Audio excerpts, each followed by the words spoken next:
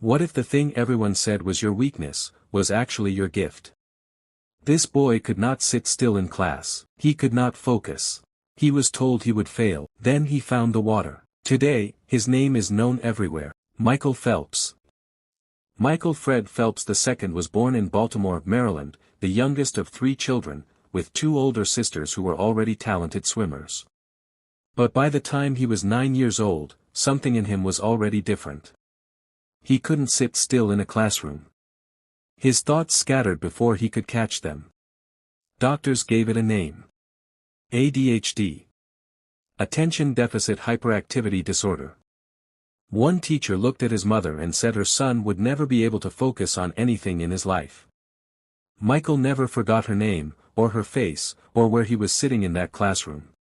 And even as a small boy, something else was already burning inside Michael, not just restlessness, but a fierce, early hatred of losing. I hate to lose, he would say years later, more than I enjoy winning. At 7 years old, Michael's sisters were already swimming competitively, and his mother thought the pool might give his restless energy somewhere to go.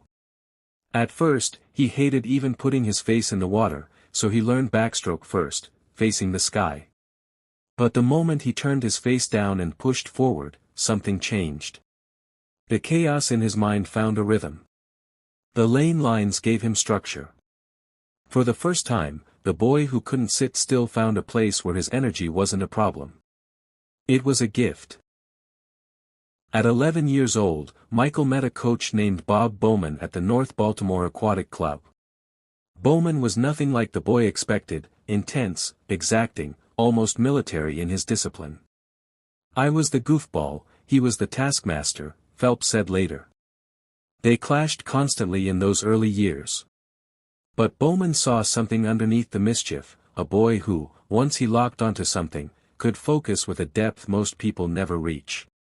Years later, Michael would describe him simply. He became a father figure in my life.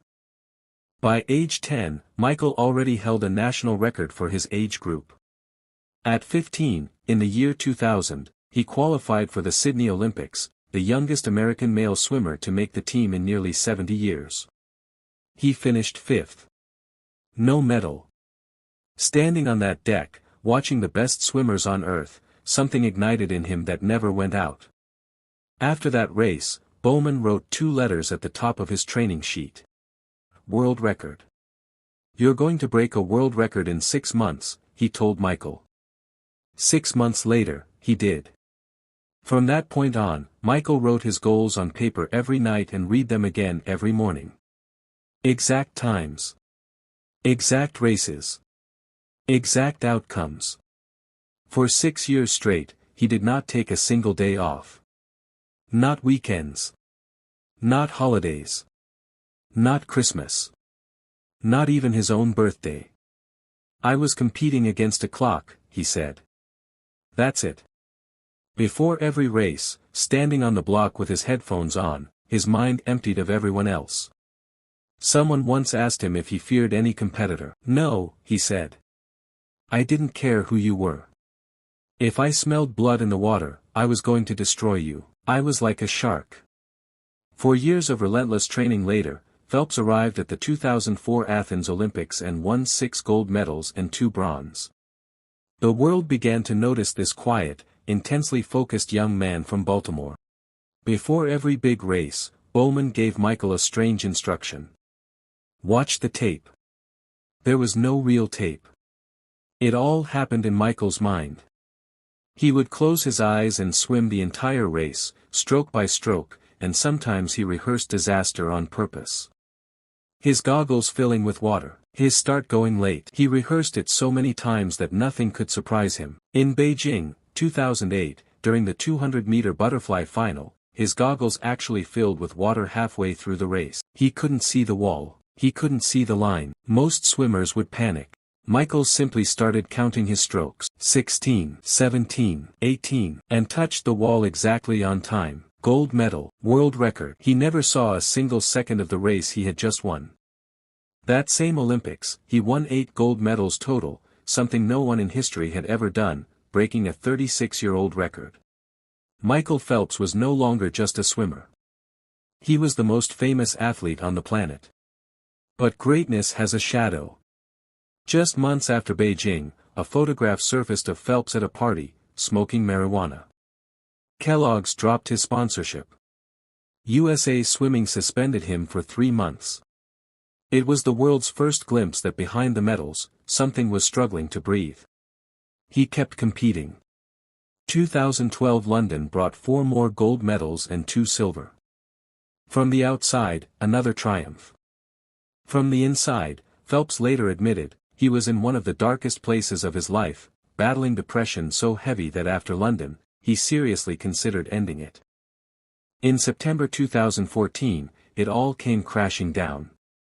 Phelps was arrested for a second DUI, driving 84 miles an hour through a tunnel with a 45-mile-an-hour limit. His blood alcohol level was almost double the legal limit. 5 days later, he checked into a treatment center in Arizona. He barely spoke. He barely ate. It was the most scared I had ever been in my life, he said later, more frightened than any race had ever made him.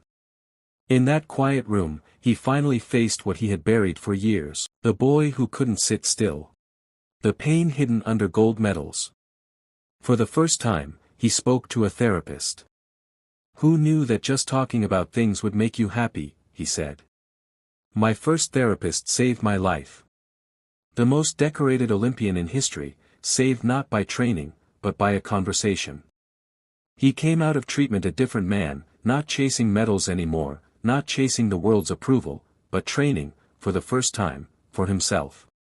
He rebuilt his relationship with Bowman, and in May 2016, his son Boomer was born, just months before his final Olympics. For the first time, his motivation wasn't fame. It was simple. He wanted his son to see him finish his own way. At Rio, cameras once caught him staring down a rival with a cold, unmoving glare before a race, a moment the internet would call Phelps' face, one of the most famous images of the entire Games. At 31 years old, ancient by swimming standards, Michael Phelps won 5 more gold medals and 1 silver.